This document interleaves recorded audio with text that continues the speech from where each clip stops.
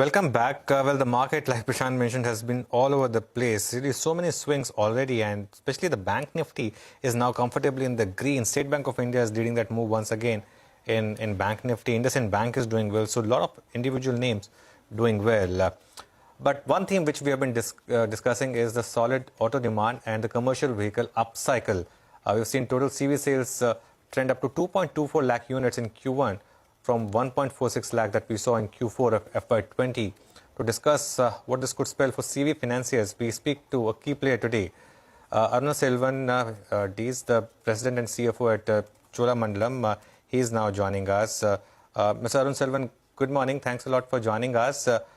So, you know, the kind of CV numbers that we are seeing, is that reflecting for you as well in terms of financing? Are you also seeing a bit of an upcycle?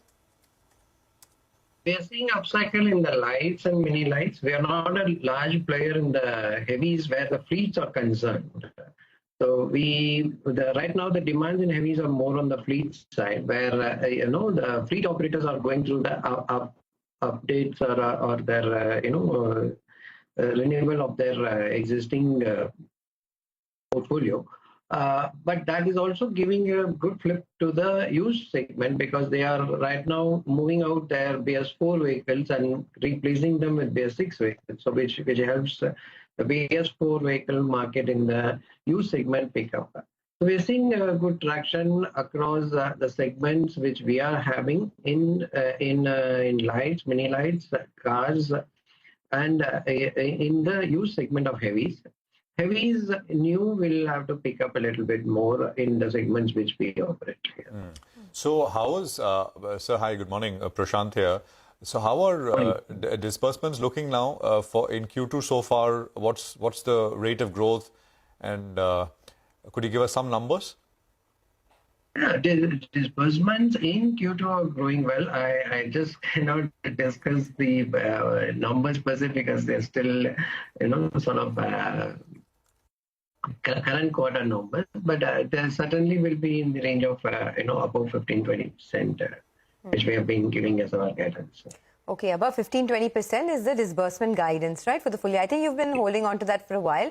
But Mr. Arul Selvan, generally commercial vehicles, when the uptrend starts, it lasts for a few years, about a 3 to 4 year upcycle. At what stage of the cycle are we in right now for commercial vehicles as a whole? I heard you mention that it will still take some time for heavy commercial vehicles to return back to growth. So at what stage of the cycle are we in, and how long do you think this can last? The commercial vehicle cycle had been on a prolonged sort of a degrowth over the last 3 to 4 years, even pre-COVID, because of the load capacity increase, as followed by the BS6 implementation, etc. So it's long due for a sort of an upcycle, which is what we're seeing right now. Even now, we are not in the volume levels which we had, as an industry, had clocked. Pre-COVID levels, so there is still a lot more steam left in what that needs to happen in the CV segment.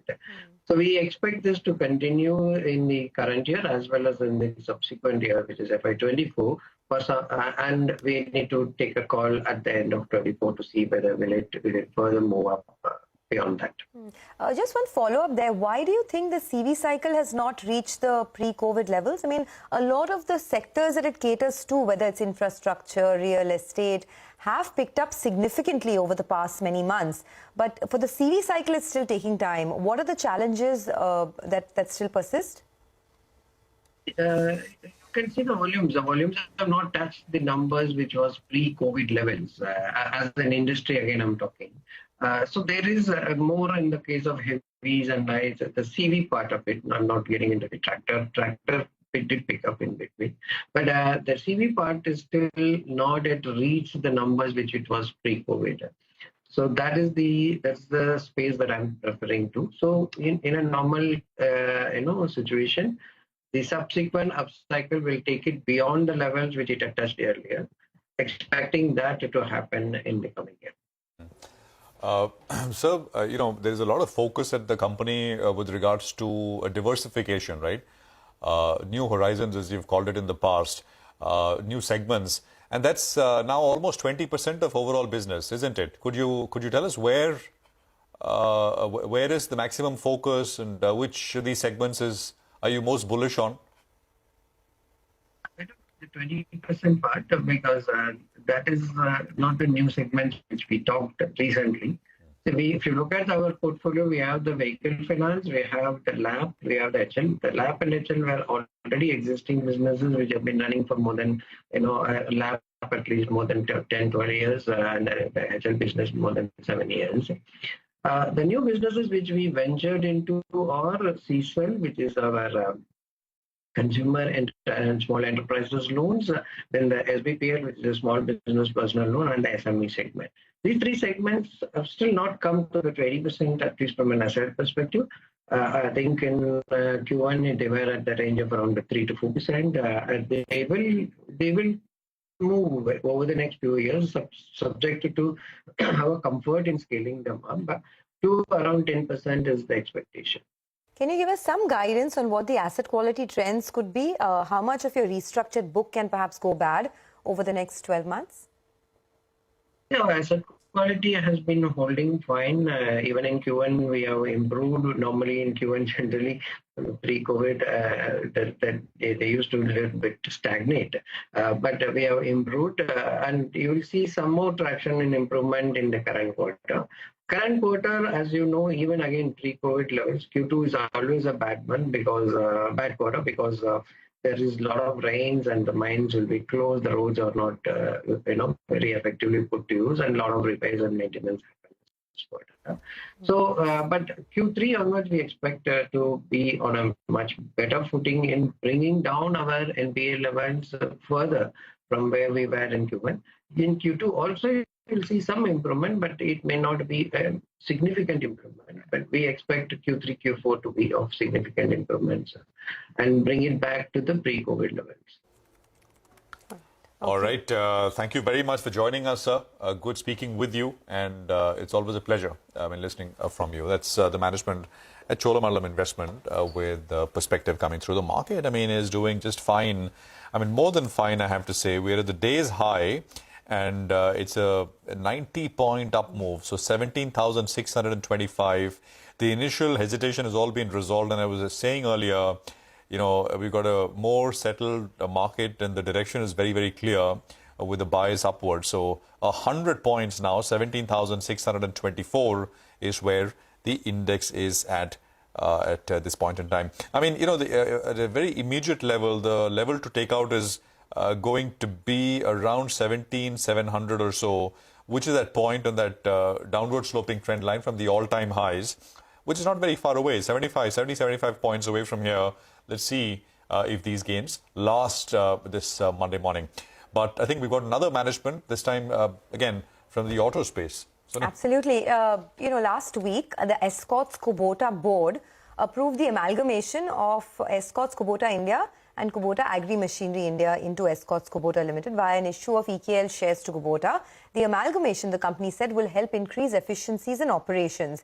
We find out more. We have Bharat Madan, the President Finance, Group CFO and Corporate Head at Escort's Kubota, joining us. Mr. Madan, good morning and thanks a lot for joining us. Can you tell us a little bit about what this amalgamation will bring to the table for you, and can you give us some kind of timeline on the turnaround of the Escort's Kubota India JV, because it has been loss-making? Yeah, good morning, Sonia. Mr. Madan, is my voice reaching you? We can't, Mr. Madan, I'm sorry, we can't hear you at all. So we're going to try and redial that connection with you. But for now, the market is really picking up pace. Just look at that. The Nifty is up 90 points. It's been very volatile all through the day, but now at the highest point, and the dips are getting bought, especially in cement. Don't lose sight of that. Ambuja and India Cements are both up about 5 to 6% That clearly is the space to be in. It doesn't look like an intraday chart. It looks like, many days charts just intervene into one, but all over the place. 17,650 now, by the way, on Nifty, but it's very volatile. 17,675, of course, will be the first resistance. That's a 20-day exponential moving average, and then, of course, 17,700, well documented that that trend line. So let's see. But the good thing for the market is that the bank Nifty sort of assumed the leadership back. That was the index which, and again it's reversed from between that level of the 5 and 10-day exponential moving average on the Bank Nifty. 40,400 to 40,600 was the zone. And right from that level, 40,600, the Bank Nifty has bounced back. So it will be interesting to see how that one moves. Mitesh Thakkar is now actually joining us for some fresh trades because the market's been surging. Mitesh, morning again. So the banks leading the charge once again. It's been that kind of a market, right? Every time there's a decline, the Bank Nifty bails you out. But what next, and what would be your stock calls at 10 a.m.? So the Bank Nifty also hit a new high, I think, last week. And then while the end of the week, which is Friday session, was slightly weak, we still got a highest ever weekly closing on the Bank Nifty chart. So in that sense, I think, the Bank Nifty is the outperforming index between the two. But the intraday charts for both the Nifty and the Bank Nifty are not very positive in the short term. So I think, you might see this bounce back because 17,500 is holding on nicely. At least we didn't get an hourly close below that. Despite the fact that in the first half an hour we did go trade significantly below that, about 50-60 points. But I think that means that you could have a pullback to about levels of 17,750, 17,800. I think beyond that would be very difficult. So the market immediate trend still remains on the negative side, even if we go to about 17,800. Only beyond that will I turn positive. So I still have a slightly negative kind of an outlook on the index in the short term. And on the stock side, HUL is a sell. I think would recommend selling here with a stop just around levels of 25.55 for targets of 24.70 on the downside. And the other stock which I think can possibly weaken up is ICICI GI or ICICI General Insurance. That's a conditional sell if it breaks levels of 1200. Go short with a stop at 1222 for targets of 1160. Okay, Mitesh, thanks a lot for that. Let's try and re-establish our connection with Bharat Madan, the President Finance Group CFO of Escorts. Remember, Escorts is trying to simplify their organizational structure via the amalgamation of Escorts Kubota and Kubota Agricultural India. Mr. Madan, I was asking you about what the synergies are post the amalgamation of the JV entities and also the timeline for the turnaround of Escorts Kubota. Hi, good morning, Sonia. Sorry, I had some disturbance in the lines earlier. Yes. No, so both the JVs, I think we expect, EKI, which is the manufacturing JVs, as you know, it started its production only in September 20. So last year was the first full year of operation, but the capacity utilization there was still very, very low. So we expect the capacity utilization will actually start moving up now. This year also is going up, and next year with the exports also increasing, we expect this JV actually will do well. So by FY24, we expect the JV should be able to be in black. KI, which is the sales company, is already making it's a already profitable venture, and we expect the profit also should start moving up there in another year or 2 years' time. Okay, so by FY24, you're saying this JV will be profit-making or will turn into a black. Can you tell us what is the progress as far as the localization of Kubota products in India? You were yet to localize the engine production in India. Any timeline on that? Yeah, so that's a part of our midterm business plan, which we plan to unveil sometime in the middle of November. So yes, engine localization is very much a part of our plan now, because that will be the major cost-saving initiative, which we'll really undertake to make the JVs profitable. Okay, so by middle of November is when you're planning to localize engine production, and that will help you with major cost saving. When you talk about major cost saving, how much can you bring down costs, and what would this mean for your overall operational performance, because margins have been under a lot of pressure for you? No, I didn't say that by mid-November we'll localize engine. By mid-November, I said we'll be coming out with a midterm business plan, which will have one of the component as the engine localization. Those localization will take some time. Maybe about 2 years' time, by which we'll set up this facility for them in India. But generally, as you mentioned, I think overall the numbers obviously will start turning around as the capacity utilization increases and this inflation pressure stabilizes, which is what the sales JV especially is trying to pass it on to the market. So pass on has been gradual, but now you see the commodity prices have started reversing now, so which is a good news for all the companies, in the industry. So that should be a positive trigger for the JVs to become profitable. And actually, idea is ultimately, to bring them to the same level at what Escort profitability is. And that's the target which we're taking for the next 4 or 5 years. We should be able to bring them back to the same margin level what Escort enjoys today. Okay. Just wanted one number on the utilization level. The utilization level for the manufacturing JV was below 30% last year, right? What does it stand at now? Yeah, so because they was just started with 2 models which they're making now. So as the product range expands, so the idea is next 2 to 3 years this will be running at a full capacity. But the exports will also start getting produced there. So all the export tractors we intend to make there. So that will also help in utilization of the capacity there. So we expect this year, I think utilization will go up to roughly 40-45%, and by FY24 it should be somewhere around 80% plus. Oh, okay. So by FY24, you're looking at 80% plus utilization for the JV. By FY24. By FY24, correct. All right. That's important. For the tractor industry overall, your peers like M&M have outlined a 3 to 5% growth for the full year, which I reckon could be a bit conservative given how things are improving. But your take on that, what could the growth look like? Yeah, I mean, a lot of wait and watch. Really, it all depends on the festive season, because that gives almost 40-45% of the sales for the industry. So I think these 3 months are very crucial from September to November. And this time, since the season has started earlier now, so you'll have Navratri starting from 26. So obviously, you'll see a better trigger coming on the retail side now. So September, October should be a bumper month for the industry. So let's see. I think these 2-3 months are very crucial, and that will decide what sort of growth rate we can expect for the full year for the industry. As of now, the indication we are also giving is about a mid-single-digit growth. Okay, the street definitely likes what you're saying. The stock is now up over 4%. So coming back to this amalgamation, the stake of Kubota will now go up marginally, but it will go up from about 53.1 to 54.1. What does this mean for the business in the medium term? What will Kubota bring to the table immediately? And how will that add both in terms of operational efficiencies as well as profitability? So if you look at the low-hanging fruit, obviously the obvious advantage will be, I think, in the export, which will pick up because we will be using the Kubota network globally. They are present in more than 100 countries, and will be sourcing tractors which are made by escorts currently. So the same existing products which we make with some modification will be exporting under the joint brand which is escorts Kubota. So that volume should start picking up. Then Kubota is also looking at making India as a alternate to the China, but they're doing a lot of sourcing from China earlier. Now with the China giving issues into the lockdown, etc., with a lot of uncertainty in the production that impacts the global supply chain. So some of the component sourcing is likely to shift to India. So that will be another big trigger, which we expect will happen for the component sourcing, from the India country, which will start happening now. So these will be big triggers. Then obviously there'll be more products coming into the play. They have a very specialization in the rice belt, where Escorts is a weaker player.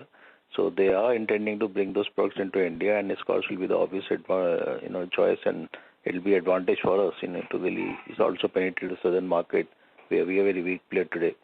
So I think these are some of the synergies. Besides, I think a lot of expansion and modernization which is learned to happen, and I think there's a global R&D which is going to get set up now in India, which will cater to the global requirement. So the service exports will also happen from India. And with the single entity structure, I think all this will get rooted through this company, which is a positive for all the shareholders. That's true. So just one number, you said that the big trigger on the operational side is localization of engines, which will take 2 years, but there will be significant cost saving post-localization. What could the quantum of cost saving look like for you? So normally if you look at the production, what is happening overseas versus India, there you see a 25 to 30% cost reduction which can happen by sourcing from India. So that's the component which also gets applied to the component sourcing, what I will do from India. So same thing will apply to the engine manufacturing also. So I think that's the sort of trigger. And engine roughly reflects 1/3 of the cost of a tractor. So it's a significant chunk for the overall profitability for the company. That's great to hear, and I think that's what the street is responding to as well. Mr. Madan, thanks a lot for giving us this information. So that's Escort Kubota. They have amalgamated their JV entities. They expect that by FY24, the JV entities will turn profitable, and there's significant cost saving that they're looking at as they localize engine production in India. That will take about 2 years' time, but there could be a 25 to 30% drop in costs post-localization. Lots of positive triggers there for the company. Let's slip into a quick break. Manisha Gupta will be here in just a bit with Commodity Corner. Stay tuned.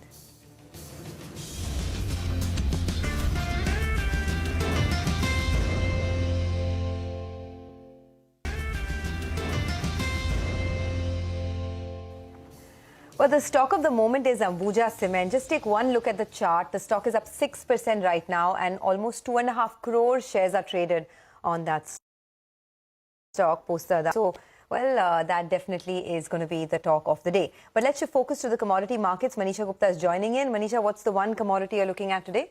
Sonia, thank you for that. I'm looking at the natural gas prices, which declined quite sharply in the previous week, and we haven't started this week on any better note. 3.5% of decline on your screens right now, and we have seen the U.S. Gas prices fall below $7.8 per MMBTU. It actually has been quite a sharp decline when you look at from the last week of August. That is when we saw 14-year highs of $10 per MMBTU for the natural gas prices. This year actually has been quite volatile. We've seen a range of 3.5 on the lower side to 10 on the higher side there. The reason for the current decline is that the U.S. Railroad and Labor Union have reached an agreement to avert a rail shutdown. So that means that the supplies will continue to get into the markets there. Apart from that, the U.S. inventories have continued to increase as well. 77 billion cubic feet, even as the street was estimating a 73 billion cubic feet of a rise there. So the inventories are increasing, so is the production. The export numbers have been on the positive side, and the supplies continue to flow into the markets as well. And then apart from that, the domestic supply in the U.S. also is rising because some of these natural gas plants are headed for a maintenance. The latest one that has come in on the radar has been the Maryland Cove Point LNG plant, which is as of now shut for maintenance. In any case, we were dealing with the Freeport LNG plant, where we have seen a very sharp delay in sense of exports or production from there. So there are higher supplies in the U.S. markets there. Not just the U.S. gas prices. If you look at the European Union and the U.K. gas prices, those have declined sharply as well, as the European Union outlines details to intervene to curb the prices. They also are looking at rationing, continuing to cut power as well. So that also is something that the street will watch out for. The Goldman Sachs report that came over the weekend also says that the prices will continue to decline from here. They are looking at increase in supplies in U.S. especially, and they expect the prices to halve from here by the first quarter of 2023. If you look at the chart on what the U.S. natural gas prices, UK and European Union have do, it's pretty much clear there on a week-on-week basis, and you have seen the UK prices decline by 23%, and a month-on-month basis as well, it has been a double-digit percentage decline for gas. All right. Thanks very much, Manisha, for that. So that's natural gas prices in focus. Now, Ambuja, of course, is the big story, the big stock of the day as well. It's up 6% or so. Nigel is standing by with more on what the street is making of all of that has happened, the big fundraise and the potential from here on. Nigel, over to you. Well, that's right. The street has taken this Ambuja Cement's preferential warrant issue very, very positively. Remember, they're going to be issuing warrants to the tune of close to 20,000 crore rupees on full conversion to the promoter entity. That's to the Adani Group itself. And they have also said that, they could convert this, as is the normal rule, within the next 18 months or so. Post this conversion, well, the promoter entity will hold more than 70% stake in the company from around that 63% odd. The biggest statement, though, came in from Mr. Gautam Adani. He said that he believes that, this entity will be the largest and most efficient cement company here in India by 2030 odd. Keep in mind, as of now, the largest cement company here in India is UltraTech Cement. And they already have a roadmap, which they state that their capacity will go to around 155 million tons by 2025, which means that Ambuja Cements as well as ACC together, the capacity is around 70 million tons, or they'll be more than doubling their capacity in the next 8 years or so. The rub-off effect is clearly being felt. UltraTech Cement, that's the biggest loser on the Nifty. It's down close to 1.5% odd, so it's feeling the heat, while consolidation hopes are being talked about in the industry. And that's why if you're looking at the the size of companies, India Cements is close to around 15 million tons. You have Nuvoco, that's more than 20 million tons. So the street believes that there is going to be some consolidation. Who partakes in that? That is remaining to be seen. But for now, these stocks are gaining. What are brokerages saying? Goldman Sachs, they have a neutral rating on Ambuja Cements, target price of around 380 rupees. But they say there could be incremental value coming in depending on the size of the acquisition and what cost it's made. So they're given a bit of a scenario analysis that should come up for you. The incremental value could be nearly around 23 to around 46% odd. Investec, they reiterate that Ambuja Cements is their preferred pick despite the expensive valuations, and they prefer it over ACC. In fact, they've downgraded ACC to hold. The key reason they say is Ambuja Cements, that's the growth driver from here on. Remember, it has high amount of limestone, so the growth will come in from here. Synergy benefits as well will flow in, and they believe there's a probability at some point of time both these entities will get merged. And finally, Jefferies, they have a buy rating on ACC, but they've upgraded the target price on Ambuja Cements to 620. They've raised the EBITDA estimates by around 20 to around 30%, factoring in higher volumes, higher EBITDA per ton as well. And they're saying some part of that cost saving and group synergy benefits should start flowing in from December 2022 itself. Put all this together, Ambuja Cements flying away, ACC as well as moving higher. UltraTech is feeling the heat, while some of those consolidating, companies that could possibly partake in the consolidation, they're moving higher as well. All right, Nigel, thank you very much for that. That's exhaustive. I mean, Ambuja, as Nigel said, is really making all the moves. 6%. These are Adani Group companies now, and there is that rub-off as well, along with, of course, all that Nigel explained in terms of what happens from here on. Will it be a little bit of organic and a lot of inorganic, or the other way around? We'll find out. So far, the group itself has not specified that. 545 on Ambuja Cements. Well, we'll take a quick break here, but on the other side, our special segment, it's the economy. Lata gets chatting with R. Dinesh, Executive Vice Chairman of TVS Supply Chain Solutions, to talk about the National Logistics Policy, which was put out earlier. Stay tuned.